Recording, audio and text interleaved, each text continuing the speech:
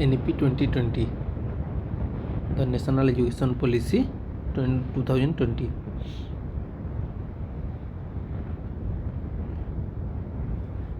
First of all NEP 2020 की ज़रूरत क्यों पड़ी? क्योंकि जो NEP 2020 के पहले वाला था वो 1986 में था, जो कि 10 को पुराना था। ये लगभग एग्जैक्टली बोला जाए तो 34 साल पुराना था, 34 साल पुराना था। और इसमें जो इस सदी की बहुत सारी चैलेंजेस हैं उन्हें कंसिडर ही एड्रेस ही नहीं किया गया था, जैसे कि ग्लोबलाइजेशन, डिजिटल लर्निंग, अभी की जो स्किल है ये स्किल डिमांड्स, क्योंकि उस टाइम की जो स्किल थी और अभी की जो स्किल है उसमें बहुत फ़र्क है। और वो अभी भी वो पुराना वाला है पॉलिसी के हिसाब से हमारे देश काम कर रहा था। और ज़्यादातर सुधार हो गए थे, लेकिन फिर भी अभी जो रट्टे मारने वाली रोट लर्निंग था उस पर ज़्यादा तवज्जो था, जबकि स्किल्स और क्रिएटिविटी पे इतना तवज्जो नहीं था। और हमारी जो यूथ पॉपुलेशन है वो भी बढ़ रही है, तो इस हिसाब से जो टीचर स्टूडेंट रेशियो है उसमें भी अंतर आ रहा है। और ऐसे बहुत सारी डेमोग्राफिक चीज़ों के वजह से जो स्किल है वो स्किल ओरिएंटेड नहीं हो पा रहा है और फ्लेक्सिबल भी नहीं है, अभी नहीं है ना, नहीं था पहले, इससे पहले तो। और क्या है, जो विश्व की प्रतिस्पर्धा है इसमें भी हम कहीं ना कहीं पीछे रह रहे थे। जो हमारी नॉलेज और जो इकोनॉमिक नीड है उसमें भी अभी विश्व में बहुत ज़्यादा प्रतिस्पर्धा है और इसमें हम कहीं ना कहीं पीछे रह रहे थे। और इसमें हम पहले देख रहे थे कि जो रिच थे वो और जो पुअर थे उनको एजुकेशन में बहुत अंतर था, क्योंकि जो रिच थे उनकी ज़्यादातर जो प्राइवेट संस्थाएं हैं उनमें उनकी दाखिला हो पाती थी, और जो पुअर हैं वो बस गवर्नमेंट में ही दाखिला लेते थे, और गवर्नमेंट और प्राइवेट की एजुकेशन में बहुत अंतर आ गया था। तो ये हमने जब भी पढ़ा था न्यू लिबरलिज्म, तो उसमें भी यही चीज़ मेंशन की थी। और जो ड्रॉप आउट्स रेट हैं वो भी बहुत ज़्यादा बढ़ गए थे, खास करके सेकेंडरी और हायर सेकेंडरी एजुकेशन लेवल पे। और जो स्किल डेवलपमेंट है इसमें वर्ल्ड में तो कोई ऐसा ग्रेजुएट तक मतलब हमारी जो एजुकेशन सिस्टम है उसमें ये इंटीग्रेटेड नहीं था, तो NEP ने इसे इंट्रोड्यूस किया है, हम आगे डिटेल में देखेंगे। और जो 1986 की पॉलिसी था इसमें डिजिटल लर्निंग की कोई बात ही नहीं थी। जो टीचर की क्वालिटी थी, अगर क्वालिटी अच्छी भी हो तो उन्हें जो ट्रेनिंग दी जा रही थी उसमें जो टीचर ट्रेनिंग थी वो आउटडेटेड थी। और ये 2005 NCEP की बेस पर आधारित थी अभी की, तो इसमें बहुत सारी सुधारों की भी आवश्यकता थी। तो जो NEP ये बाद में देखेंगे, ये NEP में आएगा। और रिसर्च में तो कुछ था ही नहीं, रिसर्च और इनोवेशन में कोई स्कोप था ही नहीं। और जो ओल्ड सिस्टम था वो रिजिड था, जबकि हमारा जो सिस्टम होना चाहिए वो होलिस्टिक डेवलपमेंट के ऊपर आधारित होनी चाहिए और फ्लेक्सिबल होनी चाहिए, और उसमें मल्टीपल एंट्री एग्जिट की सुविधा होनी चाहिए, जो कि NEP 2020 में होना चाहिए, हुआ है। और जो हमारी पहले की कमीशंस थी, मतलब ये हम देखेंगे कि ये कैसे इसका जो NEP 2020 है उससे पहले क्या था। तो पहले जो आया था 1948-49 में जो पहला कमीशन था वो राधाकृष्णन कमीशन था, और उसे हम हायर एजुकेशन कमीशन भी कहते हैं। नेक्स्ट जो सेकेंडरी एजुकेशन कमीशन आया, मुदालियार कमीशन भी उसे कहते हैं, और ये 52-53 में आया था। और 64-66 में बहुत इम्पोर्टेंट कोठारी कमीशन आया था, जिसने कि दिया था 10+2+3 का स्ट्रक्चर, जो कि अभी तक चल रहा है। और हालांकि इसमें इक्विटी साइंस को भी फोकस किया गया था, ये एक इम्पोर्टेंट कमीशन था। और जो 1986 का जो कमीशन था और जिसे कि 1992 में मॉडिफाई किया गया था, ये हमारा लास्ट था। और इसके बाद में एक कमेटी, इतने सालों बाद एक कमेटी बसा 2015 को, जिस कमेटी के आधार पे और एक कमेटी आया 2017-19 को। हमें इसको याद करने की ज़रूरत है। और इस कमेटी के सुपारिश के हिसाब से हमारा जो NEP है वो 29 जुलाई 2020 को हुआ। ये डेट बहुत इम्पोर्टेंट है, 29 जुलाई 2020 को ये कैबिनेट में अप्रूव हुआ। तो हम पहले देख लेते हैं जो हमारा कस्तूरी रंजन कमेटी है। ये स्पेलिंग थोड़ा गलत हो गया है, कस्तूरी रंजन कमेटी होना चाहिए एक्चुअली, कस्तूरी रंजन कमेटी। इसे जो minister of human resource department MHRD है, इसके द्वारा जून 2017 को फॉर्म किया गया था। और जो ये है, इसका नाम भी चेंज हो गया है अभी, NEP 2020 के आधार पे इसका नाम भी चेंज हो गया है। और इसकी चेयरपर्सन थे डॉक्टर कस्तूरी रंजन जो कि फॉर्मर इसरो के चीफ भी थे। और ये नाम याद रखना है पूरा, बहुत इम्पोर्टेंट को, डॉक्टर कस्तूरी रंजन। और इसका काम था जो NEP 2025 की ड्राफ्ट प्रस्तुत करना, इसका काम था। 2 साल के लिए ये काम किया था।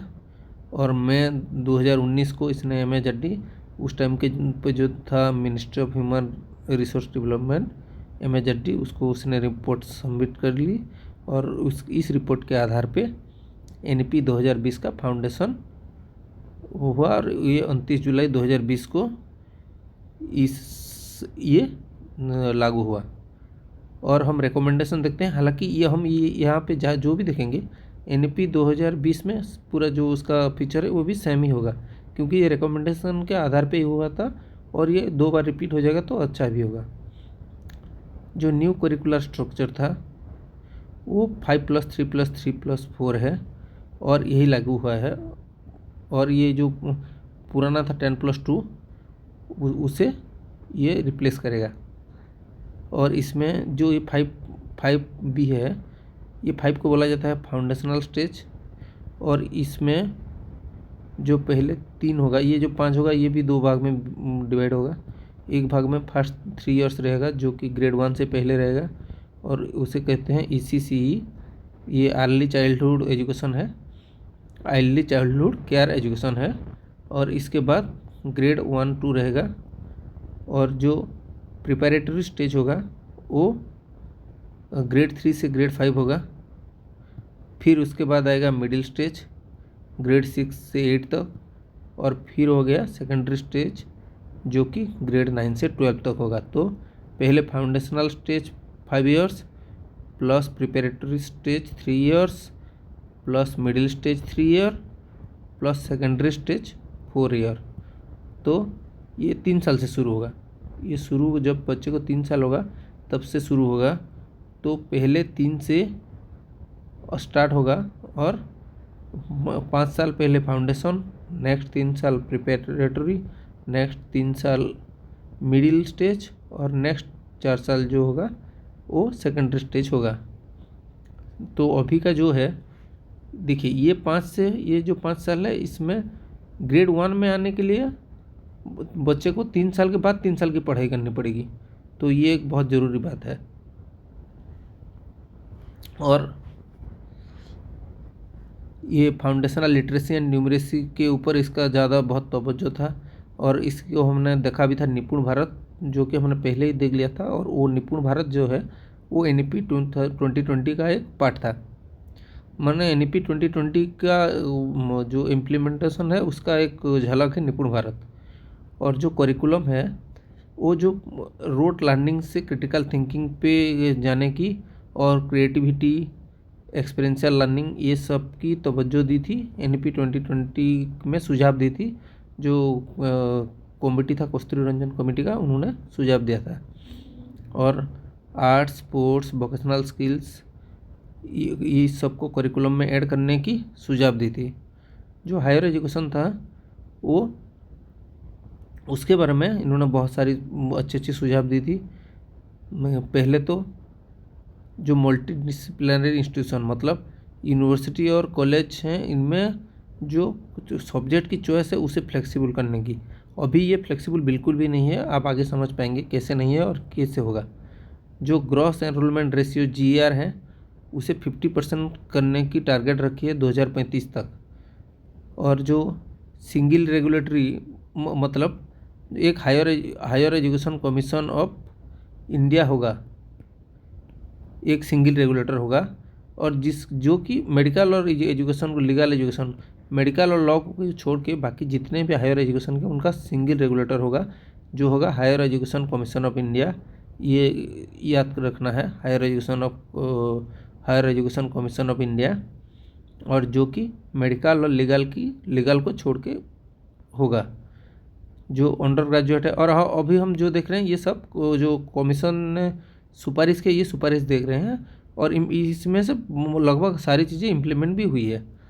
जो अंडर ग्रेजुएट प्रोग्राम है वो फ्लेक्सिबल 3-4 ईयर के स्ट्रक्चर में होगा और उसमें मल्टीपल एंट्री एग्जिट पॉइंट रहेंगे, ऑप्शन रहेंगे। और ये देखें ना, ये बहुत अच्छी चीज़ है, काश हमारे टाइम पे भी ये होता। एक नेशनल रिसर्च फाउंडेशन रहेगा जो कि रिसर्च को स्ट्रेंथनिंग करने में, हमारे कल्चरल रिसर्च को स्ट्रेंथनिंग करने में सहायक होगा और उसकी फंडिंग में भी सहायता करेगा। और रिसर्च में अभी हमारी बहुत ज़रूरत है हमारे देश को रिसर्च की। और जो टीचर एजुकेशन है इसमें बहुत इम्पोर्टेंट पॉइंट ऐड हो गया है कि 2030 तक जो मिनिमम क्वालिफिकेशन होगा वो होगा 4 इयर्स इंटीग्रेटेड BD डिग्री। ये सबसे इम्पोर्टेंट पॉइंट जो रिकमेंडेशन में था और इम्प्लीमेंट भी हुआ है। और जो ट्रेनिंग है ये continuous professional development and monitoring होनी चाहिए, क्योंकि जो शिक्षा है उसका स्वरूप बदलता रहता है। तो उस हिसाब से शिक्षक को भी उतना इम्प्रूव करना चाहिए। तो continuous professional development and mentoring होना चाहिए। और उसके लिए नेशनल मिशन भी होनी चाहिए। ये सब सुपारिश थी हालांकि। और जो लैंग्वेज पॉलिसी है ये एक बहुत अभी विवादित बन गया है, लेकिन हालांकि ये इसमें जो सुपारिश है 1-2 चीज़ों को छोड़ के बाकी बहुत अच्छा है। इसमें कहा गया है कि ग्रेड 5 तक बच्चे को सिर्फ अपनी लोकल लैंग्वेज या मदर टंग में पढ़ना है और उसके बाद वो 8 तक भी वो पढ़ सकते हैं। और लेकिन ऐसा नहीं है कि बस मदर टंग को प्रमोशन किया गया है इसमें। उसके बाद अगर आप चाहें तो अदर इंडियन लैंग्वेजेस में पढ़ सकते हैं। तो ये बाद में डिटेल देखेंगे इसका होगा, इसका है। ये बस हम जो हमारा जो सुपारिश थी या जो सजेशंस थी गवर्नमेंट को उस बारे में पढ़ रहे हैं। ये जो हमारी कस्तूरी रंजन जी की कमेटी थी उस कमेटी की सुपारिश ये पढ़ रहे हैं। ये हमने NEP तो अभी तक आए नहीं है, हालांकि NEP में भी यही सारी चीज़ें हैं, थोड़ा ज़्यादा है और कुछ चीज़ों कट गई है। तो और कटी बहुत कम चीज़ें हैं। अभी जो देखते हैं टेक्नोलॉजी एंड वोकेशनल एजुकेशन, इसमें है integration of digital tools in classroom. ये हम देख रहे हैं अभी स्मार्ट बोर्ड अभी भी लगने शुरू हो गए हैं स्कूल्स में। आपको भी आपके एरिया में देखने मिल रहा होगा स्मार्ट हर एक स्कूल में। और ये जो वोकेशनल एजुकेशन है मन ग्रेड 6 के ऑनवर्ड्स आप देखेंगे बहुत बड़ी बदलाव देखेंगे। जब क्लास 6 के ऑनवर्ड बहुत बहुत बड़ा बदलाव देखेंगे। और जो वोकेशनल एजुकेशन है इसमें 50% लर्नर को, ये हालांकि इसके बारे में हम डिटेल में देखेंगे क्या क्या हमारा टारगेट अचीव हुआ नहीं हुआ और डिटेल पढ़ेंगे भी। ये हम बस कमेटी के बारे में पढ़ रहे थे। अब हम देखते हैं कि हाँ, तो इसका रिपोर्ट कब 2019 को सबमिट किया गया था। बस यही चीज़ें देखते हैं। हम डायरेक्ट चलते हैं क्वेश्चन के बाद हमारी NEP 2020 में। जो कस्तूरी रंजन कमेटी थी उसने 5+3+3+4 की सिफारिश की थी। जो 10+2 स्ट्रक्चर है उसको चेंज करके 5+3+3+4 करने की सिफारिश की थी। फिर आया according to the Kasturi Rangan committee, ये स्पेलिंग हर जगह गलत हो गया है। द ग्रॉस एनरोलमेंट रेशियो कितना होना चाहिए? 50% होना चाहिए 2035 तक। 50% होना चाहिए 2035 तक। ये भी याद रखना है, ग्रॉस एनरोलमेंट रेशियो। फिर है the minimum qualification for teacher but 4 years integrated BEd होगा। और which body was propose by the Kasturi Rangan committee as a single regulatory of, ये हमने देखा था, जो मेडिकल और लीगल को छोड़ के होगा, HECI होगा, higher education commission of India. फिर हमने देखा the Kasturi Rangan committee emphasized the promotion of which medium of instruction, ये मदर लैंग्वेज, मदर टंग और लोकल लैंग्वेज की प्रमोशन की बात करते थे। अब हम देखते हैं vision and guiding principle of NP 2020। तो ये क्यों की गया थी, ये क्यों किया गया था, इसका विजन क्या था कि जो इंडिया है इसको ट्रांसफॉर्म करने के लिए सोसाइटी को नॉलेज, और सोसाइटी में जो है उसमें नॉलेज, इंक्लूसिवनेस, ये सारी चीज़ें होने बढ़ाने के लिए, बढ़ावा देने के लिए ये हो गई, इम्प्लीमेंट की गई थी। इसकी एम क्या थी? जो स्टूडेंट्स है, जो चाइल्ड है, उसकी creativity, critical thinking, ethical thinking, ये सारी चीज़ों की बढ़ावा देने के लिए हुई थी।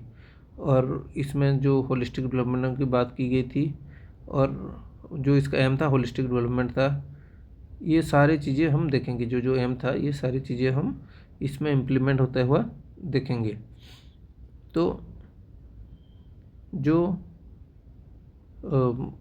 NP 2020 है उसमें स्कूल एजुकेशन में क्या रिफॉर्म आया, ये हमने ऑलरेडी देख रखा है कि ये जो करिकुलर स्ट्रक्चर है इसे 10+3+2 से ये हो गया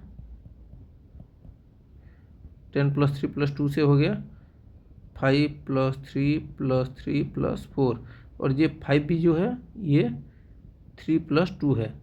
मतलब ग्रेड 1 से पहले 3 साल, फिर ग्रेड 1-2, उसके बाद ग्रेड 3-4-5, उसके बाद 6-7-8, और उसके बाद 9 से 12 तक। अभी जो 10+2 का फार्मूला है उसे चेंज करके ये किया गया है, सॉरी ये मैंने गलत लिख दिया, 10+2 का जो फार्मूला है उसे ऐसे किया गया है। और जो अर्ली चाइल्डहुड केयर एजुकेशन है, ये जो हमने बात की थी अर्ली चाइल्डहुड के बारे में, और जो ओल्ड पैटर्न था 10+2 था, हमने नया मॉडल, ये पूरा बहुत इंपॉर्टेंट है इसलिए मैंने इसे बार बार रखा है। जो स्टेजेस हैं, पहला है फाउंडेशनल स्टेज 5 साल के लिए, वो जो 5 साल का भी है वो 3 ईयर का प्री स्कूल है, और जिसे हम कहते हैं अर्ली चाइल्डहुड केयर, और उसके बाद है ग्रेड 1-2। इसका फोकस क्या है? प्ले बेस्ड है, एक्टिविटी बेस्ड लर्निंग है, लैंग्वेज डेवलपमेंट, न्यूमरेसी है जो हमने पढ़ा था FLN, फाउंडेशन इन, और फाउंडेशनल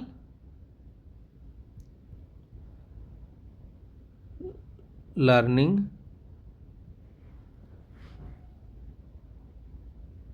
न्यूमरेसी। तो ये हमने देखा था, और sorry foundational learning, language and numeracy शायद था, ये हम फिर से देख लेंगे।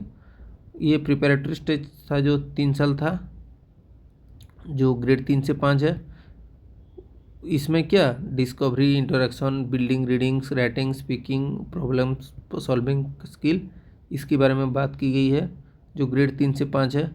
उसके बाद मिडिल हो गया 3 साल, जो कि ग्रेड 6 से 8 है। इसमें सब्जेक्ट बेस्ड लर्निंग आ जाएगा, जो वोकेशनल एक्सपोजर की बात कर रहे थे ये आ जाएगा, और क्रिटिकल थिंकिंग को तवज्जो दी जाएगी। जो क्लास 9 से 12 है, इसमें सब्जेक्ट चॉइस की फ्लेक्सिबिलिटी होगी, जो कि हमारे टाइम पे नहीं था। और अब हम देखते हैं फिर से जो ECCE को डिटेल में। ये जो प्री स्कूलिंग होगा ये 3 से 6 साल की बच्चों की होगा, और इसमें आंगनबाड़ी और स्कूल को इंटीग्रेट किया जाएगा। अभी ये पूरा अलग बड़ी के हिसाब से काम करते हैं, इसे इंटीग्रेट की जाएगी। जो हमारा नेशनल मिशन है फाउंडेशनल लिटरेसी एंड न्यूमरेसी, हाँ, ये है हमारा FLN foundational literacy and numeracy, जो कि हमारी निपुण भारत, जो हमने ऑलरेडी पढ़ रखा है, निपुण Bharat national initiative for proficiency in understanding numerology. ये निपुण भारत जो है, इसके अंतर्गत जो FLN है, इसे ऑलरेडी ये इम्प्लीमेंटेड है। और इसका जो टारगेट है फाउंडेशनल जो लिखने की और नंबर को समझने की, ग्रेड 3 तक, ये इसकी टारगेट है। और रीडिंग, राइटिंग और बेसिक अरिथमेटिक को तवज्जो दी गई है। इसमें करिकुलम और पेडागोजी कैसी होगी? इसमें जो कि कॉम्पिटेंसी बेस्ड लर्निंग होगी, रट्टा मारने पे ज़्यादा फोकस नहीं होगा, स्किल पे ज़्यादा फोकस होगा। और रट्टा मारने पे फोकस नहीं होगा, रट्टा मारने पे फोकस नहीं होगा। जो सिलेबस लोड है उसे कम किया जाएगा, सिलेबस की लोड नहीं होगी, लेकिन बच्चा सीखेगा उससे ज़्यादा। और जो है आर्ट्स है, स्पोर्ट्स है, वोकेशनल स्किल है, ये सारी चीज़ें रहेंगी, ताकि बच्चा ज़्यादा चीज़ें सीखेगा, जो कि रियल लाइफ में इम्प्लीमेंट कर सके, जो चीज़ें वो सीखेगा। और एकेडमिक के बियॉन्ड एजुकेशन होगा। और सबसे बड़ी बात, क्रिटिकल थिंकिंग और क्रिएटिविटी में जो इंक्रीमेंट होगी, इंक्वायरी में, प्रॉब्लम सॉल्विंग में और इनोवेशन में बच्चे की स्किल बढ़ेगी। जो बच्चा खुद से ही एक्सपीरियंशियल लर्निंग करेगा, कैसे हैंड्स ऑन प्रोजेक्ट्स के, प्रोजेक्ट के नाम जहाँ पर है, प्रोजेक्ट्स मेथड को हम किसे याद करते हैं? सर ये तो हमारा चैप्टर नहीं है, ये जिनका है उनके वीडियो में देखेंगे। और team work, real life application, इस सब में होता है। और एक बहुत बड़ी चीज़ हुई जो असेसमेंट में परख, ये याद रखनी है। परख में P में होता है performance assessment review analysis of knowledge for holistic development. ये वर्ड्स यूज रखनी है, याद रखनी है, परफॉर्मेंस असेसमेंट रिव्यू। और उसके बाद का जो है ये याद खुद से ही रह जाएगा, analysis of knowledge for holistic development. बस याद रखनी है परफॉर्मेंस असेसमेंट रिव्यू। आपको पार याद रखनी है, पार का है परफॉर्मेंस असेसमेंट रिव्यू। एंड अगर आप ऐसे याद रखेंगे तो आसानी से याद रह जाएगा। पार होगा performance assessment review and analysis of knowledge for holistic development. ऐसे याद रखने से आसानी से याद होगा। National assessment centre to standardise and improve evaluation, holistic progress card, ये सारी चीज़ें हम देखेंगे। ये ऑलरेडी इम्प्लीमेंटेड है कुछ चीज़ें इसमें से। और मल्टी डायमेंशनल रिपोर्टिंग होगी। हालांकि इवैल्यूएशन में उससे पहले वाला भी जो था NCF 2005 के हिसाब से भी ठीक था। और इसमें बहुत ज़्यादा सुधार हुई है। जो हम CC के होता था, ये पहले भी होता था। हालांकि जो नया आ गया वो बोलेगा कि हम ऐसा नहीं होता था तो ऐसा कर रहे हैं, लेकिन उसमें भी था ये सारी चीज़ें। हालांकि उसमें स्किल, एकेडमिक, ऐसे बहुत सारी चीज़ें हैं जो इवैल्यूएशन में, जो आप 1 साल का कोई कोर्स करते हैं तो 1 साल के बाद ही आपको सर्टिफिकेट मिलेगा। ये सारी बहुत अच्छी चीज़ें हैं। तो 3 साल का कोर्स आपने किया तो आपने 1 साल से भी छोड़ दिया तो भी आपको एक सर्टिफिकेट मिलेगा। ये चीज़ें हैं। जो ABC कार्ड का, ABC एक कार्ड आता है, एकेडमिक बैंक ऑफ क्रेडिट्स, इसके हिसाब से होगा। और एक बहुत अच्छी फैसिलिटी दी गई है हायर एजुकेशन में। तो जो एग्ज़ाम का मोड भी है वो भी चेंज हो गया है। जो 10th में बोर्ड था वो अब नहीं रहेगा। तो जो पहले मार्क्स ओनली इवैल्यूएशन थी, ये लगभग ख़त्म कर दी जाएगी।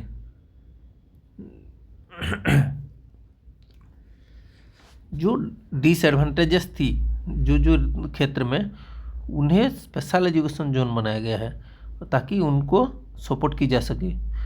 और जो सोशियो इकोनॉमिकली बैकवर्ड है उनके लिए स्पेशल इंसेंटिव का प्रोविज़न किया गया है। और जो लैंग्वेज है इसमें, ये हेडिंग होना चाहिए था। जो लैंग्वेज है इसमें मदर टंग और रीजनल लैंग्वेज को ग्रेड 5 तक करने की बात की गई है। और बहुभाषीय शिक्षा में बात की गई है, जो कि बहुत अच्छी बात है। तो अभी हम देखते हैं कुछ जो जितने देखा उसमें से कुछ देखते हैं। तो NP 2020 का विजन क्या है? इसका विजन है an equitable inclusive and vibrant knowledge society. फिर देखते हैं which of the following is not a guiding principle of NEP 2020। तो कौन सा है नहीं गाइडिंग प्रिंसिपल? होलिस्टिक डेवलपमेंट है, इक्विटी एंड इंक्लूजन है, फ्लेक्सिबिलिटी इन लर्निंग है, लेकिन प्राइवेटाइजेशन ऑफ ऑल स्कूल नहीं है। NEP 2020 emphasizes holistic development, which means education should nurture only cognitive skill, only vocational, only physical नहीं, ये सबको नर्चर करने की बात करता है। The principle of rootedness in India ethos under NP 2020 highlights ये promotion of Indian knowledge system, language, arts and culture. Evidence based governance in NP 2020 refers policies based on data, research and accountability framework. अब देखते हैं teacher education NP 2020 के हिसाब से कैसा होना चाहिए कि 2030 तक जो स्कूल टीचर है उससे 4 इयर्स की इंटीग्रेटेड BEd करनी ही है, वरना वो एलिजिबल नहीं होगा। और जो प्रोफेशनल क्वालिटी है इसकी वृद्धि करना, और जो टीचर हैं उसको वेल इक्विप्ड कब करना, किस में? पेडागोजी में, सब्जेक्ट नॉलेज में और चाइल्ड साइकोलॉजी में। जो हमारा एक बहुत इम्पोर्टेंट चीज़ है टीचर एजुकेशन में, कॉन्टिन्यूस प्रोफेशनल डेवलपमेंट, जिसे हम कहते हैं CPD। ये पूरा याद रखना है, कॉन्टिन्यूस प्रोफेशनल, ये बहुत इम्पोर्टेंट है, कॉन्टिन्यूस प्रोफेशनल डेवलपमेंट। और यह CPD क्या है? इसमें क्या क्या होगा? टीचर को हर साल एक ट्रेनिंग, मैंने एनुअल ट्रेनिंग मॉड्यूल्स, सारे टीचर्स को एक एनुअल ट्रेनिंग मॉड्यूल्स, एनुअली एक ट्रेनिंग में से गुजरना होगा, जो कि एक बहुत अच्छी बात है। पेडागोजिकल इनोवेशन, मतलब पेडागोजी में इनोवेशन ये तो ज़रूरी ही है, क्योंकि जो शिक्षा की तरह स्वरूप है वो बदलता रहता है, तो इनोवेशन की बहुत स्कोप है, और स्पेशली शिक्षा में नहीं होगा तो बाकी किसी में नहीं हो पाएगा। और टेक्नोलॉजी की कोई भी इम्प्लीमेंटेशन थी नहीं 5 साल पहले इंडिया में, कोई स्कूल में कोई भी टेक्नोलॉजी की कोई भी इंटीग्रेशन नहीं थी, जो कि हम आज 2020 तक हर घर के हर बच्चे के हाथ में मोबाइल था, लेकिन स्कूल में कोई भी टेक्नोलॉजी का स्कोप नहीं था। तो इसका इंटीग्रेशन हुआ है, बहुत अच्छी बात है। जो सब्जेक्ट नॉलेज है उसमें भी जो अपडेट्स हैं वो अपडेट होती रहेंगी, वरना एक बुक में आ गया, मान के चलिए 2010 में एक बुक था, तो वो बच्चा पढ़ रहा है 2025 को, तो ये 15 साल में तो उसमें बहुत सारी चीज़ें ऐड होनी चाहिए, और ज़्यादातर होती ही नहीं है। तो अगर जो टेक्नोलॉजी है उससे क्लासरूम में ऐड किया जाएगा तो ये सारी चीज़ें पॉसिबल है। ये जो दोनों चीज़ें, ये भी बात है कि सब्जेक्ट नॉलेज अपडेट कैसे होगा, टेक्नोलॉजी आएगा तो जल्दी हो पाएगा, वरना ये साल में एक बार ही हो पाएगा। अगर मान लीजिए कि 2021 में जो बुक आ गया तो बुक आ गया, उसमें कोई चीज़ अगर हम बुक को ही एक ही सहारा जरिया माने, एक ही TLM माने, तो और उसको सब्जेक्ट नॉलेज को अपडेट करने की कोई स्कोप नहीं रहता। लेकिन अगर हम टेक्नोलॉजी का इसमें इंटीग्रेशन करते हैं तो स्कोप रहता है। और जो टीचर होगा वो लाइफ लॉन्ग लर्नर होगा, और एक टीचर को लाइफ लॉन्ग लर्नर होना ही पड़ेगा, वरना वो अगर खुद से लर्न नहीं करेगा तो वो जो उसका है जो आउटडेटेड मेंटालिटी है, जो मान लीजिए 2000 साल का मेंटालिटी है, वो 2025 में भी वही शिक्षा दे रहा होगा। और जो टीचर है उससे चेंज, माने उसको चेंज के लिए वो अडाप्ट करना पड़ेगा खुद को, एजुकेशनल नीड्स के हिसाब से उसे चेंज करना ही पड़ेगा। और जो हमारा कंटिन्यूस प्रोफेशनल डेवलपमेंट है वो इंश्योर करता है जो क्वालिटी है उसे इम्प्रूवमेंट मिले, करियर में ग्रोथ हो। तो ये सारी चीज़ें जो अगर टीचर खुद के लिए इतना नहीं करेगा तो बच्चों के लिए वो कुछ नहीं कर पाएगा। और जो हमारा नेशनल मिशन फॉर मेंटरिंग है, ये इसमें एक बहुत अच्छी बात है, जो सीनियर एक्सपीरियंस टीचर होंगे वो जो जूनियर टीचर होंगे उनकी मेंटर के हिसाब से काम करेंगे। और इसमें कल्चरल गाइडेंस, कोलैबोरेशन और प्रोफेशनल ग्रोथ की बात की गई है। और जो हमारी हायर एजुकेशन की रिफॉर्म है, इसमें क्या है, हायर एजुकेशन की रिफॉर्म जो है इसमें multi disciplinary university and college encouraged.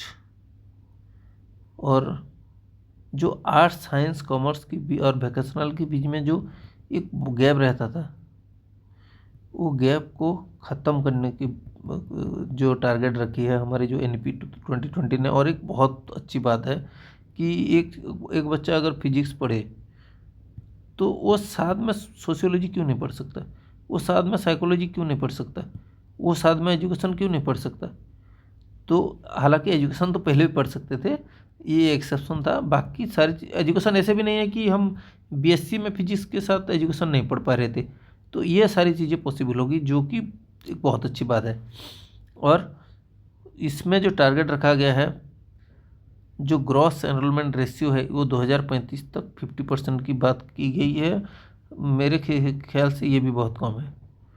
Higher education में जो जब तक देश का 90% युवा हायर एजुकेशन में नहीं जाएगा, तब तक देश की तरक्की, विकास के राह में देश कभी नहीं चल सकता है। और जो रेगुलेशन होगी वो HECI के द्वारा होगी, higher education commission of India, जो कि लॉ और मेडिकल को छोड़ के बाकी सारे चीज़ों की एक ही बॉडी होगी। और हाँ, और एक इम्पोर्टेंट चीज़, जो HECI होगी उसका भी 4 भाग होंगे। एक NHERC जो कि रेगुलेटिंग बॉडी, और जो नाक है वो मान्यता देने वाली बॉडी है, जो HEGC है वो फंडिंग देने वाली बॉडी, और जो GEC है ये एकेडमिक स्टैंडर्ड्स के लिए। और जो UG प्रोग्राम्स होगा, ये एकेडमिक फ्लेक्सिबिलिटी की बात करते हैं, जो हम पहले से पूरा स्टार्टिंग से मैं जो बोल रहा था। UG प्रोग्राम जो है वो 3-4 साल का मल्टी एंट्री एग्जिट ऑप्शन देगा, कि अगर आप, ऐसा नहीं है कि मान लीजिए मैंने BSc किया हुआ है, मैंने 2 साल BSc कर ली और उसके बाद छोड़ दी, तो मेरा ये 2 साल वेस्ट हो गया, ऐसा नहीं होगा। ये एक बहुत अच्छी बात है। और इसमें जो मेमे है, मैंने पहले एकेडमिक बैंक क्रेडिट की बात कही कि उसमें एक सिस्टम रहेगा, एक ABC कार्ड रहेगा। अभी जो ODL की छात्र हैं, इग्नो में हो गया कि OSOE में हो गया, उन्हें पता ही होगा ABC एकेडमिक बैंक क्रेडिट। और जो एक मेमे रहेगा, ये MEME को मेमे ही बोलते हैं। तो एक मेमे रहेगा, मल्टीपल एंट्री मल्टीपल एग्जिट, जो कि बहुत अच्छी सिस्टम है, जिसमें स्टूडेंट कभी भी किसी जगह से भी पहुंच कर सकता है। मतलब किसी जगह से, मतलब ये ऐसा नहीं कि आप 1.5 साल में पहुंच कर दिया और आपने बोला कि मेरा हाफ साल कहाँ गया। मेरे नॉलेज में ये भी हो सकता है, मुझे इतना पता नहीं है, लेकिन 1 साल के बाद आप एग्ज़ाम देके पहुंच करके फिर से किसी अलग जगह पढ़ सकते, बाद में इसे फिर रिज्यूम कर सकते हो। ये एक बहुत अच्छी सिस्टम है, अगर ये लागू हो गई तो आने वाली जनरेशन को एक बहुत अच्छी फ्लेक्सिबिलिटी मिलेगी एजुकेशन में, और जो कि बहुत अच्छी बात है। जो सिग्निफिकेंस है इसमें, लाइफ लॉन्ग लर्निंग की मतलब सुविधा है, जो प्रमोशन होगा, ये बहुत बहुत अच्छी बात कही है। हालांकि इम्प्लीमेंटेशन में अगर इतना सब हो पाया तो ये बहुत अच्छी बात होगी नेक्स्ट हमारे आने वाली पीढ़ी के लिए। हालांकि NEP 2020 भी उस टाइम पे रिलेवेंस नहीं रहेगा, वो भी आगे बदलता रहेगा। और NEP 2020 का भी ये मानना है कि हमेशा एजुकेशन पॉलिसी, टीचर सबको फ्लेक्सिबल होना चाहिए, उन्हें टाइम के साथ बदलते रहना चाहिए। और रिसर्च में मैंने जैसे बताया कि बहुत अच्छी अच्छी बात हुई है। एक NRF नेशनल, ये आपको फुल फॉर्म भी याद रखना है, मैं बह गया था, भटक गया था थोड़ा। NRF मतलब नेशनल रिसर्च फाउंडेशन, याद रखना है। और ये क्या करना है, जो रिसर्च कल्चर है सारे डिसिप्लिन में उसे स्ट्रेंथनिंग करना, और जो इनोवेशन है उसको फंड प्रोवाइड करना, सपोर्ट करना। और यूनिवर्सिटी, इंडस्ट्री और गवर्नमेंट, इनका कोलेबोरेशन की बात करती है। देखिए ये बहुत बहुत अच्छी बात है, क्योंकि अभी बस जो हमारे IITs हैं इस क्षेत्र में ये हो रहा है, IITs में अभी भी ये हो रहा है। IITs को छोड़ के बाकी कहीं जगह पे ये देखने को नहीं मिलता है। आपने देखा कि अभी अभी IIT मद्रास ने फिर से मैं टॉपिक से थोड़ा बाहर चला गया, लेकिन अभी भी देखना है कि देखा है आपने IIT मद्रास ने एक सुपर कंप्यूटर डेवलप किया है। तो ये कैसे कर रहा है? इससे इनोवेशन की सुविधा है। इससे बाहरी सॉरी हम टॉपिक में आते हैं, ऐसे ही बहुत लंबा हो गया है। जो हमारा इंडियन हम पहले इंडियन नॉलेज सिस्टम से जाने से पहले हम थोड़ा देखते हैं कि न्यू कॉलोनियलिज्म जो है, इसमें हमने क्या पढ़ा था कि जो वेस्ट है उसका इन्फ्लुएंस है हमारे कल्चर पे। और ऐसा नहीं है कि वेस्ट कर रहा है, ये हम खुद से ही ले रहे हैं। वो जो कर रहा है, इसके अलावा भी हम खुद से ही अपना रहे हैं। तो ऐसे हम कल्चरली उनका गुलाम हो रहे हैं। तो उसमें सबसे ज़्यादा ज़रूरत क्या है कि एजुकेशन और कल्चर दोनों की इंटीग्रेशन, लैंग्वेज, एजुकेशन, कल्चर, इन तीनों की इंटीग्रेशन की सबसे अच्छी ज़्यादा ज़रूरत है। तो वही चीज़ देखने को मिलता है कि लैंग्वेज और कल्चर, ये Indian knowledge system, language, culture, ये तीनों चीज़ों की इंटीग्रेशन होगी। जो हमारी इंडियन नॉलेज सिस्टम है, इंडियन लैंग्वेजेस है और इंडियन कल्चर है, इस सब की ये एक इंटीग्रेशन होगी। और फिलोसफी, आर्ट्स एंड साइंस, इस सब की भी इंटीग्रेशन होगी। तो हालांकि कितना इंटीग्रेशन होता है वो देखने वाली बात होगी। और जो करिकुलम है इसमें इंडियन नॉलेज सिस्टम रहेगा, ये सबसे बड़ी बात है। अभी हम जो मान लीजिए एक सोशियोलॉजी के विद्यार्थी है तो उन्हें पता होगा, उसमें हम सेंट्रल गवर्नमेंट की अगर बात कर लें तो इग्नो BA एक बच्चा कर रहा है तो फर्स्ट ईयर में वो पढ़ेगा Auguste Comte, Emile Durkheim, Herbert Spencer. आप में से इसमें आपको लगता है कोई इंडियन है? और जो मान लीजिए फिलोसफी का एक स्टूडेंट है, वो पढ़ेगा वो फिलोसोफर में हमारे यहाँ पे भी बहुत अच्छे अच्छे फिलोसोफर हैं, लेकिन वो ना तो गांधी को पढ़ेगा ना टैगोर को पढ़ेगा, वो जो वेस्टर्न थिंकर है उनके बारे में पढ़ेगा। तो ये सारे चीज़ों में बदलाव होने की ज़रूरत थी पहले से, और जो कि अभी हो भी रही है। और जो ट्रेडिशनल डिसिप्लिन्स हैं, जैसे philosophy, Ayurveda, yoga, mathematics, philosophy भी दो भाग में है, एक वेस्टर्न है एक इंडियन है, लेकिन इसमें हालांकि ट्रेडिशनल डिसिप्लिन और इंडियन फिलोसफी की बात की गई है। Ayurveda, yoga, mathematics, astronomy, literature और जो परफॉर्मिंग आर्ट्स है हमारी इंडिया की खुद की, तो इस सबसे स्टूडेंट को सीखने की सुविधा मिलेगी और ये बहुत अच्छी बात है। करिकुलम में इन सब को इंटीग्रेशन देखने को मिला तो ये बहुत बहुत अच्छी बात है। और जो एम होगी उससे जो हमारी इंडियाज़ इंटेलेक्चुअल हेरिटेज है उससे मॉडर्न नॉलेज से कनेक्ट की जाएगी। और जो हमारे क्लासिकल लैंग्वेज है और रीजनल लिटरेचर है इसकी प्रमोशन, क्लासिकल लैंग्वेज जैसे संस्कृत, तमिल, तेलुगु, कन्नड़, उड़िया, ये सब रीजनल लिटरेचर लैंग्वेज की बढ़ावा मिलेगा, इनकरेजमेंट मिलेगा। जो कल्चरल हेरिटेज है, स्टोरी है, पोइट्री है, ये सब को भी हमारे यहाँ पे टेक्स्ट में जगह मिलेगी। और सॉरी, अब हम देखते हैं टेक्नोलॉजी इनोवेशन में जो नेशनल एजुकेशनल टेक्नोलॉजी फोरम होगा, NETF, ये याद रखना है, नेशनल एजुकेशनल टेक्नोलॉजी फोरम। ये एडवाइजरी बॉडी होगा किसकी? टेक्नोलॉजी को इंटीग्रेट करने की, टीचिंग, लर्निंग और एडमिनिस्ट्रेशन में इंटीग्रेट करने की। और जो पॉलिसी गाइडेंस है, रिसर्च है, ये सब में ये सब प्रोवाइड करेगा। और जो ऑनलाइन प्लेटफॉर्म्स और डिजिटल लाइब्रेरी है इनको बढ़ावा मिलेगा। और जैसे कि हमारा दीक्षा हो गया, स्वयं हो गया, एक है हमारा आईगॉट है, मिशन कर्मयोगी जो है, ये हो गया। तो और ये और एक रहेगा नेशनल क्रेडिट फ्रेमवर्क, ये भी फुल फॉर्म याद रखना है, NCRF है। हम्म, तो अब हम चलते हैं डायरेक्ट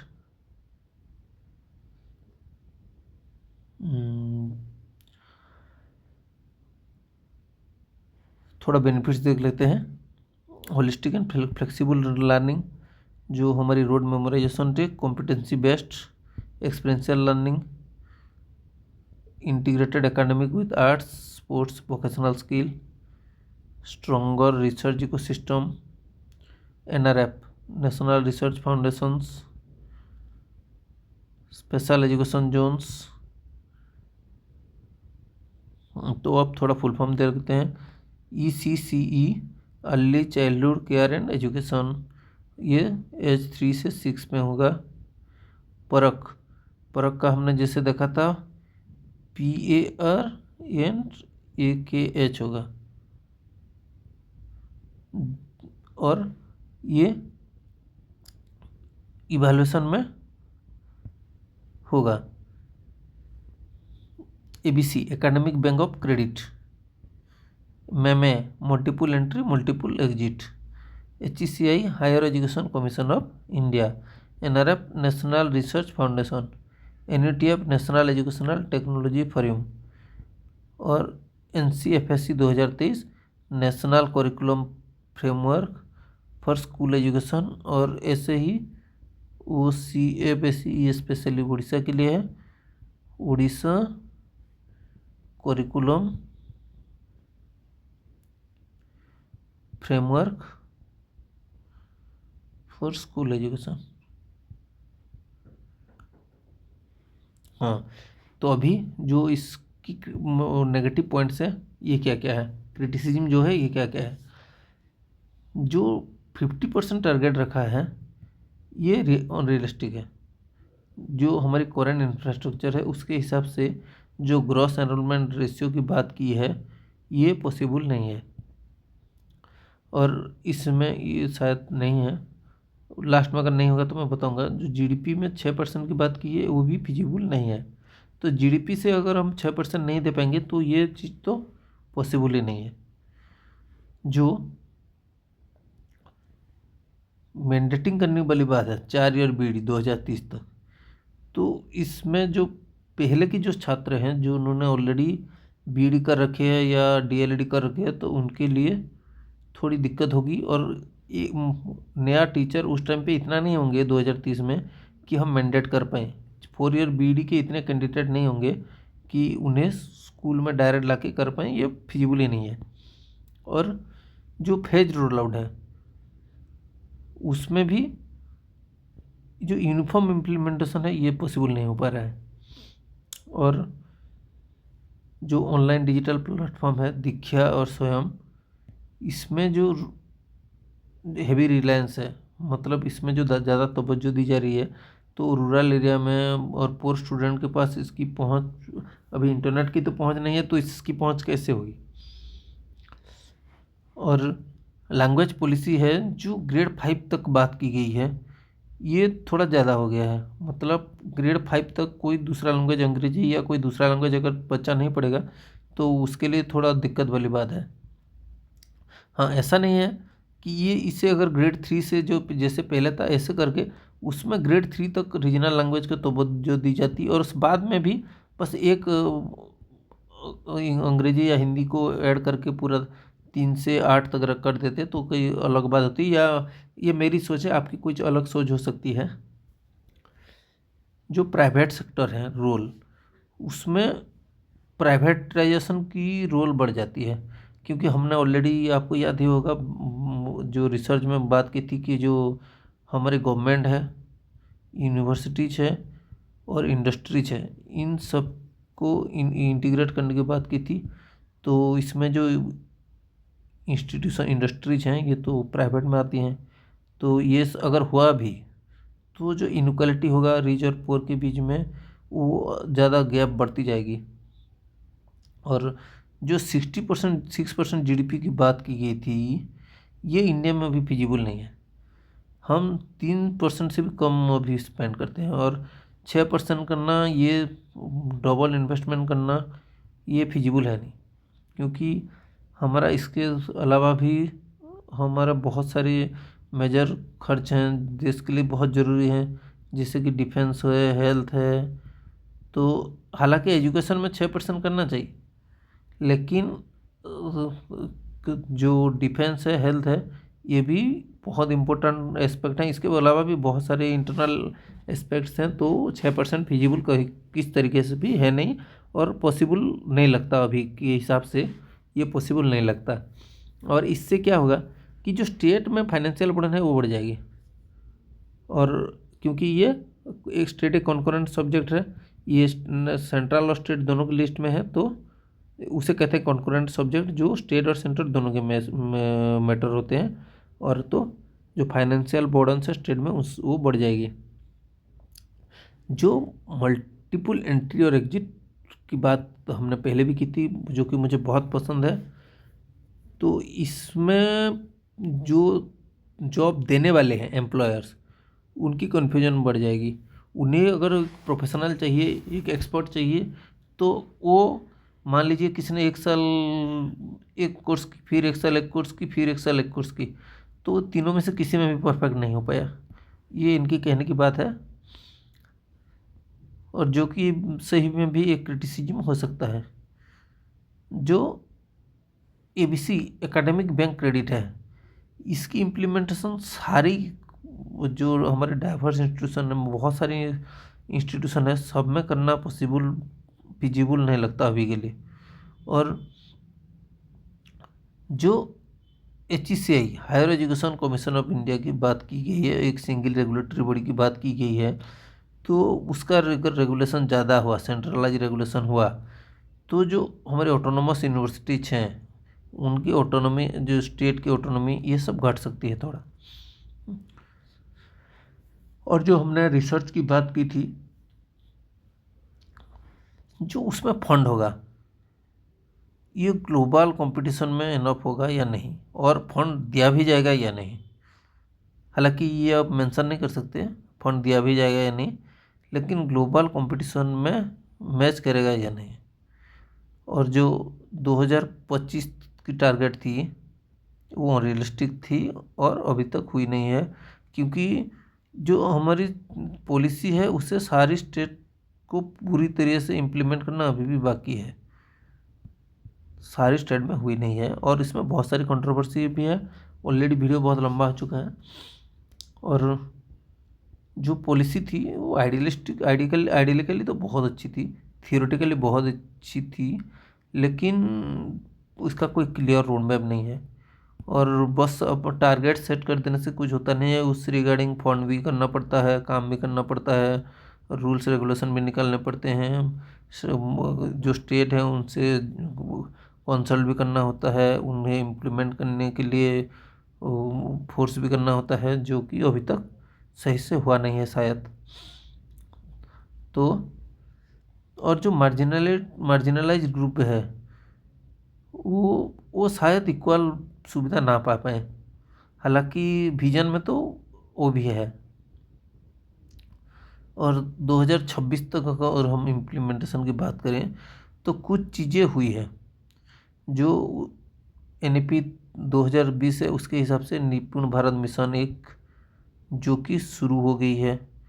हमारा जो करिकुलम फ्रेमवर्क है, ये बहुत सारी स्टेट्स ने एडॉप्ट भी कर ली है, 5+3+3+4 वाला स्ट्रक्चर, जो पुराना 10+2 वाला स्ट्रक्चर था उसे छोड़ के।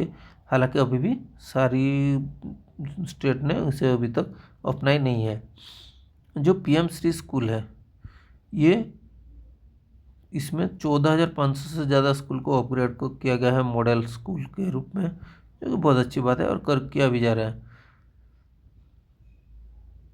जो परख है उसे स्टैंडर्डाइज टूल की तरह यूज किया जा रहा है। और टीचर एजुकेशन की थोड़ी और बात कर लेते हैं।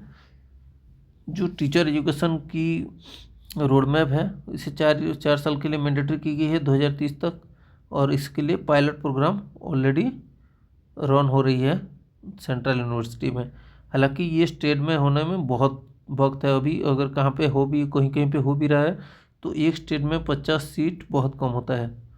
तो ये अभी के लिए थोड़ा मुश्किल है, थोड़ा टाइम लगेगा, और जो कंटिन्यूस प्रोफेशनल डेवलपमेंट CPD, इसमें एनुअल ट्रेनिंग मॉड्यूल्स हो गई हैं दीक्षा और SCRT के द्वारा रोल आउट हो गई हैं। अगर आप भी चाहें तो आप भी इसे चेक कर सकते हैं, अच्छी बात है।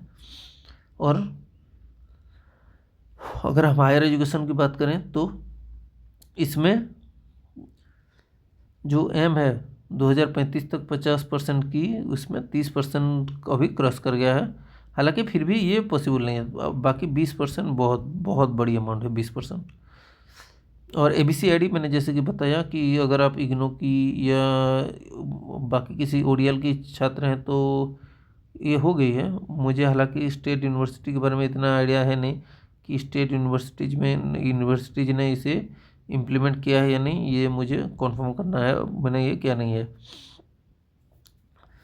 मल्टीपल एंट्री और exit implemented in many university following UG path. तो ये हालांकि करें भी तो ये अभी के लिए इतना फिजिबल है नहीं, ये सब जब करेंगे एक गाइडलाइन आएगा सबके लिए मैंडेटरी होगा तभी हो सकता है। क्योंकि एजुकेशन एक कॉन्करेंट मैटर है, लेकिन कॉन्करेंट में भी एक चीज़ है कि अगर सेंटर ने कोई एक फैसला किया कि ये होगा तो स्टेट उसके मानने के लिए मजबूर है, बाध्य है।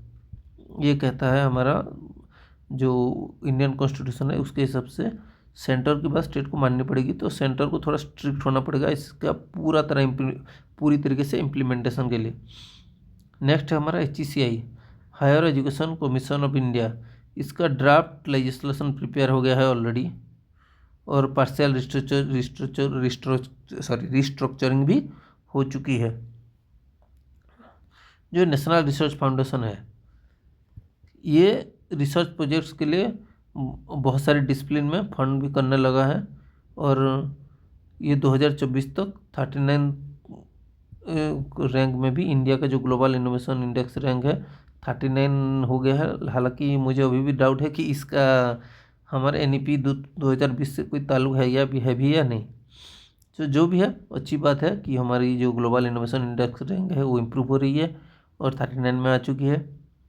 ये जो लेटेस्ट है ये मैं कमेंट में पिन कर दूंगा देख के कि अभी हमारा ग्लोबल इनोवेशन रैंक 2025 में कितना आया, यदि अगर आया है तो। जो इंडियन नॉलेज सिस्टम है ये प्रमोट करने के लिए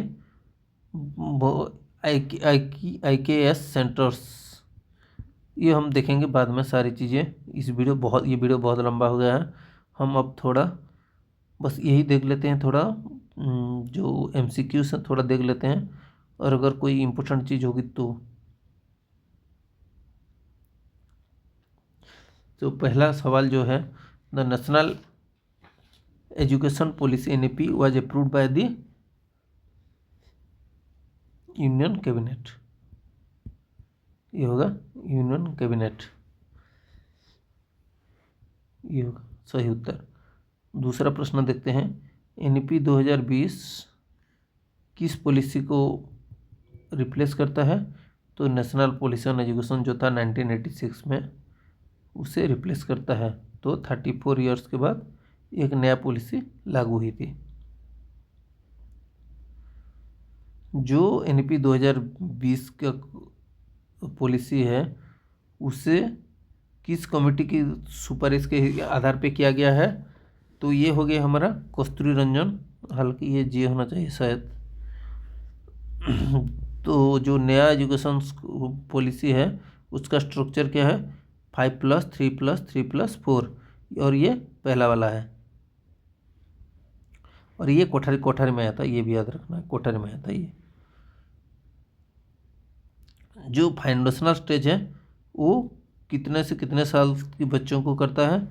फाउंडेशनल जो हो गया वो होता है हमारा जो पहले वाला, जो 5+3+3+4 में पहले 5 आता है, तो हम 3 से स्टार्ट करते हैं, तो 3 से 5 अगर मिला दें तो 3 से 8 हो जाएगा।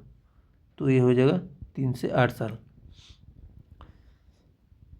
तो हमारा अर्ली चाइल्डहुड केयर ECC ये जो है अंडर NEP 2020, ये किस पे फोकस करता है? ये फोकस करता है play based and activity based learning पे। फिर अगला आ गया हमारा achieving foundational literacy and numeracy FLN by which grade is declared A national priority. तो ये ग्रेड 3 तक करना एक नेशनल प्रायोरिटी एफएलएन में, हमने ये निपुण भारत में भी देखा था ऑलरेडी। इस वीडियो में भी एक दो बार देखा था, लेकिन पहले हमने जो निपुण भारत का वीडियो है उसमें भी इसे देखा था।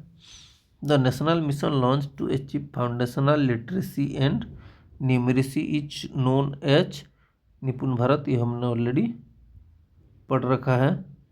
इसमें निपुण भारत हो सकता है या एफएलएन भी, जो भी हो एक ही बात है। Which body has been proposed as National Assessment Center under NEP 2020? Assessment की अगर बात हो और NEP 2020 में असेसमेंट की बात हो तो वो हो जाएगी Parakh. Holistic progress cards under NEP 2020 ये हो जाएगी academic co curricular socio emotional development. Next देखते हैं number 11। According to NEP 2020 the preferred medium of instruction up to grade 5 should be mother language और local language. By which year the 4-year integrated BD degree mandated as the minimum qualification of teacher. तो 4-year integrated BD हमने already देख रखा है 2030 तक।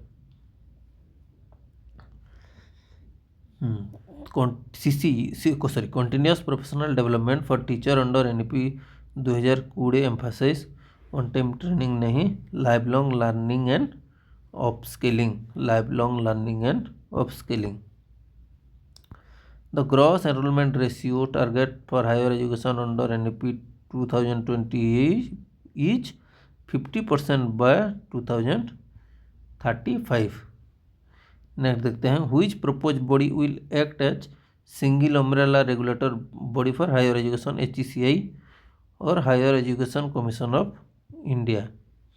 Multi entry and multi exist MMA is in undergraduate education allow student to exit and re-enter education with credit recognition। अगला है the academic bank of credit ABC primarily facilitates digital storage and transfer of academic credits। Which body is proposed to strengthen research culture and funding? तो research culture and funding में national research foundation. NEP 2020 emphasizes multidisciplinary education mainly to break rigid disciplinary silos। ये flexible होगा। हमें अगर Indian knowledge system under NEP 2020 M2 ये होगा integrate Indian tradition with modern language. The National Educational Technology Forum NETF is proposed to provide advisory support on technology integration। Vocational education under NEP 2020 begins from grade 6। NEP 2020 aim to expose at least what percentage of learner to vocational education by 2025 is ये हो जाएगा 50%। The national curriculum framework for school education aligned with NEP 2020 was released in national curriculum framework for school education. ये होगा, हाँ हमने पढ़ा था ये NCF-SC 2023, ये हो जाएगा D। One major criticism of NEP 2020 relates to